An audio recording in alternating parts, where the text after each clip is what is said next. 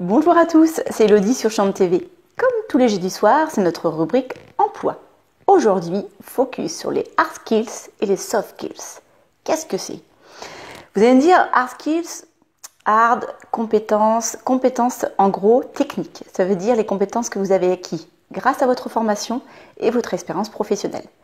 Les soft skills, à contrario, sont plutôt liés à la compétence individuelle, à votre personnalité, au niveau de vous, individu.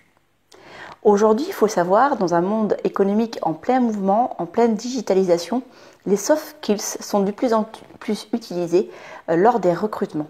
Les recruteurs estiment rechercher les soft skills, c'est-à-dire vos compétences personnelles, pour pouvoir vous projeter sur un court, moyen et long terme au sein de vos entreprises et de ces équipes.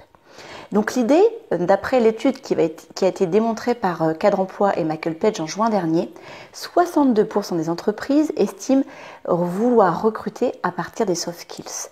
Donc il est important de bien vous connaître. Je me suis permise d'aller creuser un petit peu les informations et d'aller vous trouver les soft skills les plus appréciés, en tout cas actuellement. Vous avez donc les soft skills liés à la créativité, c'est-à-dire penser hors du cadre. On va chercher de vous une capacité à vous organiser et à réfléchir à travers différentes équipes. Vous avez également l'esprit critique. L'esprit critique, c'est-à-dire sortir de votre zone de confort et mettre en avant les choses qui pourraient être optimisées et simplifiées au niveau de l'organisation. La capacité à coopérer. Aujourd'hui, l'entreprise travaille de façon transversale, c'est-à-dire que vous allez être en mode projet à travers différentes équipes. Donc, il faut avoir cette capacité à coopérer et à trouver votre place. La capacité également à communiquer. Aujourd'hui, monde des réseaux sociaux, il est important de communiquer au travers de ses équipes et notamment au sein de son entreprise. La curiosité aussi est également important. Il ne faut pas négliger ces soft skills, parce que les soft skills vous permettent de donner du sens à votre activité et vous épanouir personnellement et professionnellement. Je vous ai rappelé tout à l'heure qu'il était important de se connaître et en effet, il est important de savoir comment on fonctionne pour pouvoir le promouvoir au sein de l'entreprise et notamment au travers de votre entretien. Ne trichez pas puisque vous allez vous sentir en difficulté si les valeurs que vous avez ne correspondent pas à celles qui sont dégagées par l'entreprise. Je me suis amusée à trouver quelques petits éléments qui vont pouvoir vous aider à mieux vous connaître. Premier élément, qu'est-ce que vous aimez faire ?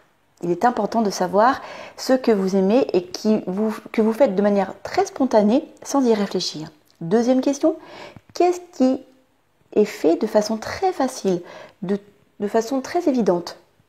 Troisième question, qu'est-ce que je veux faire? Qu'est-ce que moi j'ai envie, tranquillement, lorsque je me pose dans mon canapé? Quelle est mon ambition prioritaire? Quelles sont mes 3 qualités? Et oui, nous avons bien 3 qualités, à vous de les trouver.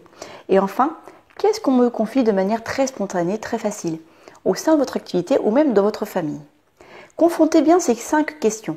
Si vous avez quelques difficultés, n'hésitez pas à demander à vos proches pour pouvoir vous accompagner ou à un coach directement personnel qui va pouvoir vous interroger sur la manière de faire.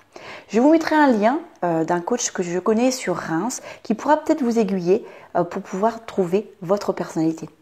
En tout cas, je vous souhaite une belle continuation et à bientôt sur Champ TV. Allez, à la quête de votre personnalité et à bientôt sur Champ TV.